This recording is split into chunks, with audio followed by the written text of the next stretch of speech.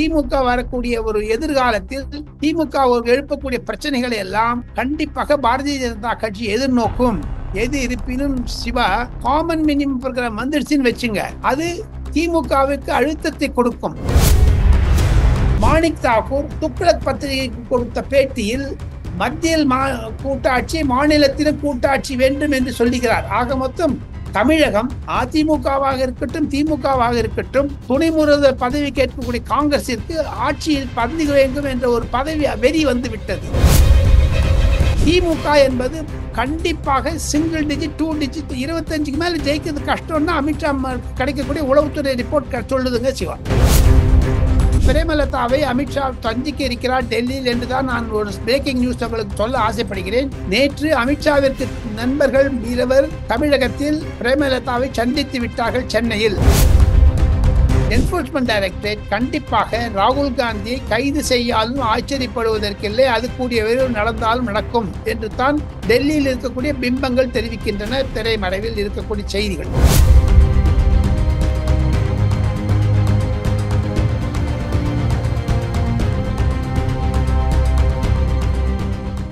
Real one நண்பர்கள் நேயர்களுக்கு வணக்கம். தொடர்ச்சியாக பல்வேறு முக்கியமான தகவல்களை நம்முடைய வாசகர்களுடன் பகிர்ந்து வரும் மூத்த பத்திரிகையாளர் டெல்லி ராஜகோபாலன் சார் அவர்கள் நம்முடைய இருக்கிறார். வணக்கம் சார். வணக்கம், நமஸ்காரம், நமஸ்காரம், நமஸ்காரம். தமிழ்நாட்டை பொறுத்த வரைக்கும் நீங்க ஏற்கனவே சொன்னது போலதான் சார், இப்போ தமிழ்நாடு சட்டமன்றத்துல மாநில சுயாட்சி தீர்மானம் ஸ்டாலின் அவர்கள் கொண்டு வந்தாங்க. குரியன் ஜோசப் தலைமையில ஒரு கமிட்டியையும் ஃபார்ம் பண்ணப்படும். 6 மாத காலத்துக்குள்ளாக இந்த மத்திய மாநில அரசுகளுடைய உறவுல இருக்கக்கூடிய விஷயங்கள் குறித்து தாக்கல் பண்ணுவாங்க அப்படின்னு சொல்லி ஒரு கமிட்டி ஃபார்ம் பண்ணியிருந்தாங்க.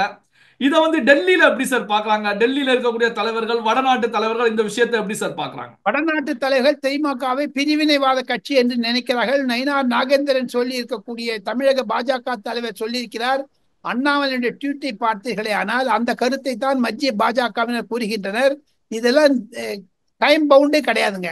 அதில் இருக்கக்கூடிய நாகநாதன் என்பவர் ஐயா கருணாநிதியிடம் பணிபுரிந்தவர். அவருக்கு வயது 90 ஆச்சு. இன்று இருக்கக்கூடிய நிலைமையை பார்த்தீர்களே, ஆனால் artificial intelligence 3G 4G 5G 6G வந்துடுச்சு. இருக்கக்கூடிய நிலைமையெல்லாம் பார்த்தீங்கன்னா இப்ப டெலிவிஷன் போயிடுச்சுங்க. இந்தியால இருந்து பத்திரிகைகள் போயாச்சு, டெலிவிஷன் போயாச்சு. இந்த சூழ்நிலையில் பார்த்தால் டிஜிட்டலைசேஷன் முக்கியத்துவம், அதெல்லாம் இப்போ ஜஸ்டிஸ் குரியனுக்கோ இல்ல நாகநாதனுக்கோ அங்க இருக்கக்கூடிய IAS ஆபீசருக்கோ என்ன புரிதல் வரப்போகிறது? ஆக மொத்தம் அந்த அறிக்கை வந்தால் அதை கண்டிப்பாக அலமாரியில் வைத்து மண் படியும் மத்திய அரசாங்கத்தை அதை தூக்கி எறிவார்கள் என்பதுதான் என்னுடைய கருத்து. எங்க நீட்டை பத்தி தீர்மானம் போட்டு அனுப்பிச்சாங்க, என்ன ஆச்சுங்க? கவர்னர் ஒழிக, அது என்ன ஆச்சுங்க? அந்த மாதிரி இதுவும் ஆயிடுங்க. சார், இப்போ அமித்ஷா அவர்கள் மீண்டும் தமிழகம் வர போறாங்க. அதிமுகவோடு சேர்ந்து காமன்வெல்த் ப்ரோக்ராம் எல்லாமே ரெடி பண்ண போறாங்க அப்படிங்கிற பேச்சுக்கள் போயிட்டு இருக்கு. எப்படி சார் இப்போ நிலைமை இருக்கிறது? காமன் மினிமம் ப்ரோக்ராம் அவர்களை எழுத ஆரம்பித்து விட்டார்கள். கண்டிப்பாக 3-4 குறிப்புகளை வைத்து பியூஷ் கோயல் மத்திய மந்திரி, நிர்மலா சீதாராமன் மத்திய மந்திரி, குருமூர்த்தி போன்றவர்கள் உட்கார்ந்துக்கிறார்கள். அதிமுகவின் தம்பிதுரையை நியமித்திருக்கிறார் எடப்பாடி பழனிசாமி. ஆக மொத்தம் திரைமறைவில் காமன் மினிமம் ப்ரோக்ராமை எழுதுவதில் அதிமுக அக்கறை காண்பிக்கிறது. காரணம் என்ன என்று கேட்டால், திமுக வரக்கூடிய ஒரு எதிர்காலத்தில் திமுக எழுப்பக்கூடிய பிரச்சனைகளை எல்லாம் கண்டிப்பாக பாரதிய ஜனதா கட்சி எதிர்நோக்கும். எது இருப்பினும் சிவா, காமன் மினிமம் ப்ரோக்ராம் வந்துருச்சுன்னு வச்சுங்க, அது திமுகவுக்கு அழுத்தத்தை கொடுக்கும். நேற்று பாருங்க, செல்வ பெருந்தகை முதலமைச்சர், துணை முதலமைச்சர் போஸ்ட் போட்டாங்க. அது திமுகவிற்கு ஒரு பெரிய தர்ம சங்கடத்தை உண்டாக்கி விட்டது. மத்திய காங்கிரஸ்காரர்கள் சொல்லுகிறார்கள், இனி பெருந்தகை நீடிப்பது கடினம். மாணிக் தாக்கூரோ அல்லது ஜோதிமணியோ தான் அடுத்த தமிழக காங்கிரஸ் தலைவராக போகிறார்கள்.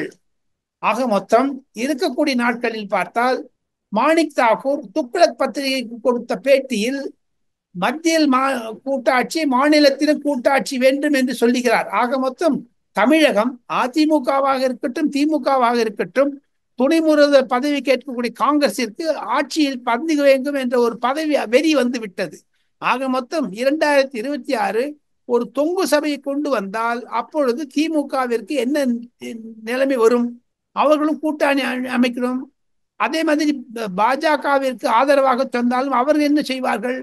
அதிமுகவை முன்னிறுத்தினால் கண்டிப்பாக அதிமுகவிற்கு பரிபூர்ண மெஜாரிட்டி வந்தாலும் கூட எப்படி உத்தரப்பிரதேசத்திலும் மத்திய பிரதேசத்திலும் இங்கே மகாராஷ்டிராவிலும் ஆட்சிகள் இருந்தாலும் கூட்டணி ஆட்சியாகத்தான் இருக்கிறது. இது காலப்போக்கில் ஒரு அழுத்தத்தை கொடுக்கும். திமுகவிற்கு முக்கியமாக இது ஒரு பெரிய ஒரு கேள்விக்குறியாகி வந்து விட்டது. காரணம், செல்வ பெருந்தகையினுடைய போஸ்டர் பார்த்த அப்புறம் திமுக கதிகலம்ப அடிச்சிடுச்சுங்க. திமுக என்றுமே ஒரு கூட்டணி ஆட்சி விரும்பாது. ஐயா கருணாநிதி ஊழல் இருந்தபோது கூட திமுகவிற்கு காங்கிரஸ் வெளி சப்போர்ட் கொடுத்தாங்களே தவிர காங்கிரஸை மந்திரி சபையில் ஏற்றுக்கொள்ளவில்லை அவர். அதே மாதிரியான சூழ்நிலை தான் 26 இருக்கும். இன் டோட்டாலிட்டி பார்த்தீங்கன்னா சிவா, திமுக என்பது கண்டிப்பாக சிங்கிள் டிஜிட் 2 டிஜிட் 25க்கு மேல ஜெயிக்கிறது கஷ்டம் தான் அமித்ஷா கிடைக்கக்கூடிய உளவுத்துறை ரிப்போர்ட் சொல்லுதுங்க சிவா. சார், தமிழக பாஜக தலைவராக நயினார் நாகேந்திரன் வந்த பிறகு முதல் முறையாக டெல்லிக்கு பயணம் மேற்கொள்ள இருக்கிறார் அப்படிங்கிற செய்திகள் வந்துகிட்டு இருக்கு. நயினார் நாகேந்திரனுடைய டெல்லி பயணம், டெல்லியில அமித்ஷா மோடி எது போன்ற அசைன்மெண்ட் இப்போ நயினார் நாகேந்திரனுக்கு கொடுப்பாங்க? எப்படி சார் இருக்கும் இந்த பயணம்? நயினார் நாகேந்திரனும் கண்டிப்பாக 2-3 முக்கிய பிரச்சனைகளை எல்லாம் சொல்லுவார்கள். வழி நடத்த போவது இனிமே தமிழகத்தினுடைய அரசியலை அமித்ஷா தன் கையில் எடுத்துக்கொண்டு விட்டார். வரக்கூடிய நாட்களில் அடிக்கடி அண்ணாமலையும் சரி, பாஜக தலைவர்களும் சரி, நயினார் நாகேந்திரனும் சரி, கண்டிப்பாக அவருடைய வழிகாட்டலை தொடர்ந்து அதிமுகவுடன் தொடர்ந்து நயினார் நாகேந்திரனும் அண்ணாமலையும் பயணம் செய்வார்கள். நேற்று கூட சொன்னார், பொன்முடியினுடைய விஷயத்தை நாங்கள் அதிமுகவுடன் சேர்ந்து கொண்டு போராட்டத்தை நடத்துவோம் என்று சொன்னார் நயினார் நாகேந்திரன். அதுதான் ஒரு குறியாக இருக்கும். வரக்கூடிய நாட்கள் 6 மாதங்கள் எழுதி வச்சுங்க சிவா. அக்டோபர், நவம்பர், டிசம்பர் இந்த 3 மாதத்திற்குள் தமிழகத்தில் கண்டிப்பாக அதிமுக பாஜக இணைந்துவிடும். அதனுடைய கூட்டு, அதாவது அரசியல் அலையன்ஸ் என்பது தேர்தல் அணுகுமுறைகளை வகுக்க ஆரம்பித்து விடுவார்கள். காமன் மினிமம் புரோகிராம் கண்டிப்பாக அக்டோபரில் வெளியிடப்படும். அது திமுகவிற்கு அழுத்தத்தை கொடுக்கும். திமுகவில் ஒரு காமன் மினிமம் புரோகிராம் போடணும்னு வச்சுவாங்க. ஆக மொத்தம் காமன் மினிமம் புரோகிராம் வந்துடுச்சுன்னு வச்சுங்க சிவா, இந்த திராவிடம் எல்லாம் மறந்து போடும். இந்த குரியன் ஜோசப் கமிட்டிலாம் பறந்து போடும். ஏன்னா அதெல்லாம் சேர்த்துக்க மாட்டாங்க, எந்த கட்சியும் சேர்த்துக்க மாட்டாங்க. காங்கிரஸ் ஒத்துக்காது. அதுதான் அங்க பிரச்சனையில வரும். இந்த காமன் மினிமம் ப்ரோக்ராம் வந்து அமித்ஷா அவர்கள் வந்து டிசைன் பண்ணிய பிறகு பாத்தீங்கன்னா பல கட்சிகள் பாரதிய ஜனதா கட்சி அதிமுக கூட்டணியில் இணைவதற்கான அலையன்ஸ் இன்னும் வலுப்பெறுவதற்கான ஒரு சூழலை உருவாக்கி கொடுக்குமா சார்? பாமக ஏற்கனவே வந்துவிடும். தேமுதிக இன்று நரேந்திர மோடி அவர்கள் ட்வீட் செய்திருக்கிறார் விஜயகாந்தை பற்றி. அதற்கு பிரேமலதா அம்மையார் வாழ்த்து தெரிவித்திருக்கிறார். கூடிய விரைவில் பிரேமலதாவை அமித்ஷா சந்திக்க இருக்கிறார் டெல்லியில் என்றுதான் நான் ஒரு பிரேக்கிங் நியூஸ் உங்களுக்கு சொல்ல ஆசைப்படுகிறேன். நேற்று அமித்ஷாவிற்கு நண்பர்கள் இருவர் தமிழகத்தில் பிரேமலதாவை சந்தித்து விட்டார்கள் சென்னையில். அதுதான் இருக்கக்கூடிய ஹாட் நியூஸ் சிவா. போக பாருங்க, Premalatha will come on board, no problem with NDA. Sir, இப்ப நேஷனல் ஹெரால்டு பத்திரிகை விஷயம் குறித்து இடியை பொறுத்த வரைக்கும் குற்றப்பத்திரிகை டெல்லி ஸ்பெஷல் கோர்ட்ல தாக்கல் பண்ணியிருக்காங்க. அதாவது 918 கோடி ரூபாய் முறைகேடு நடந்திருப்பது இப்போ பாத்தீங்கன்னா ஒரு 5000 கோடி ரூபாய் வேல்யூ இருக்கும் அப்படின்னு சொல்லி தாக்கல் பண்ணியிருக்காங்க. இதை எப்படி சார் பாக்குறீங்க? இது காங்கிரஸ் செய்த ஊழல். இப்பவே நம்ம சோனியா காந்தியும் ராகுல் காந்தியும் சுப்ரீம் கோர்ட்ல கொடுத்த பெயில தான் அவங்க இருக்காங்க. இப்போ அவங்க வந்து என்னைக்கு ஒன்னா ஜெயிலுக்கு போவாங்க. சார்ஜ் ஷீட்டை ஃபைல் பண்ணிட்டாங்கன்னா அவருடைய சொத்துக்கள் பறிமுதக்கப்படும். நேஷனல் ஹெரால்டுடைய சொத்தை ஏற்கனவே அவங்க எடுத்துட்டாங்க, என்போர்ஸ்மெண்ட் டைரக்டரேட் 700 கோடி. இப்ப பாத்தீங்கன்னா ஒரு 3 பிரச்சனைகள் ராகுல் காந்தி தலையாக பார்க்கிறது. ராகுல் காந்தியுடைய மைத்துனர் ராபர்ட் வாட்ரா 2 நாட்களுக்கு சென்று ஒரு என்போர்ஸ்மெண்ட் டைரக்டரேட் பார்க்கிறாரு.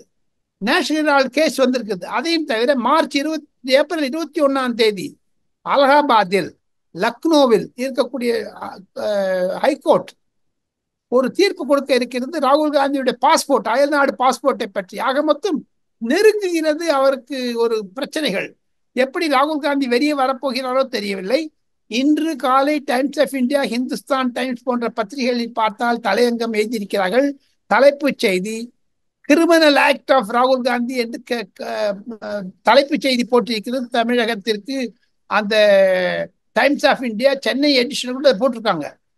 பார்த்தோம், என்போர்ஸ்மெண்ட் டைரக்டரேட் கண்டிப்பாக ராகுல் காந்தியை கைது செய்யாலும் ஆச்சரியப்படுவதற்கில்லை, அது கூடிய விரைவில் நடந்தாலும் நடக்கும் என்று தான் டெல்லியில் இருக்கக்கூடிய பிம்பங்கள் தெரிவிக்கின்றன, திரைமறைவில் இருக்கக்கூடிய செய்திகள். சார் இப்போ காங்கிரஸ் கட்சியை பொறுத்த வரைக்கும் ஏற்கனவே அழிவின் விளிம்புல இருந்துகிட்டு இருக்கு. ஒவ்வொரு மாநிலங்களாக ஆட்சியை இழந்து அவருடைய வாக்கு வங்கியும் பெரிய சரிவை சந்தித்து ஒரு அழிவின் விளிம்புல இருக்கக்கூடிய சூழ்நிலையில இந்த வழக்கு விவகாரங்கள்ல சோனியா காந்தி, ராகுல் காந்தி போன்றவர்கள் கைது செய்யப்பட்டு விட்டால் காங்கிரஸ் கட்சி முற்றிலுமாக இல்லாமல் போய்விடும் ஒரு சூழல் உருவாகுமா சார்? உருவாகி விட்டது. 16 மாநிலங்களில் காங்கிரஸ் ஆட்சியே இல்லைங்க. என்னங்க இருக்குதுங்க?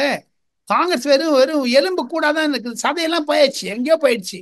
அதையும் தவிர வரக்கூடிய நாட்களில் பார்த்து கொண்டே இருங்கள். குலாம் நபி ஆசாத் போன்ற காங்கிரஸ் சீனியர் தலைவர்கள், கபில் சிபல் போன்றவர்கள், அவர்கள் எல்லாம் தனித்தனி கட்சி ஆரம்பித்து இன்று குலாம் நபி ஆசாத் ஃபருக் அப்துல்லா மகன் ஓமர் அப்துல்லாவுடன் கைகோர்த்து விட்டார் ஸ்ரீநகரில், ஜம்மு காஷ்மீரில் போன்ற இடங்களில்.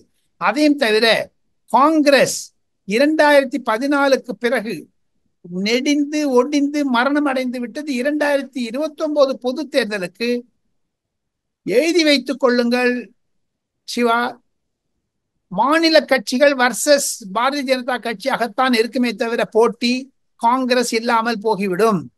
பல மாநிலங்களில் மாநில கட்சிகள் உடைந்து விட்டு சிதறி கிடக்கின்றன. அது மாதிரியான போக்கு தமிழகத்திலும் வந்துவிட்டது.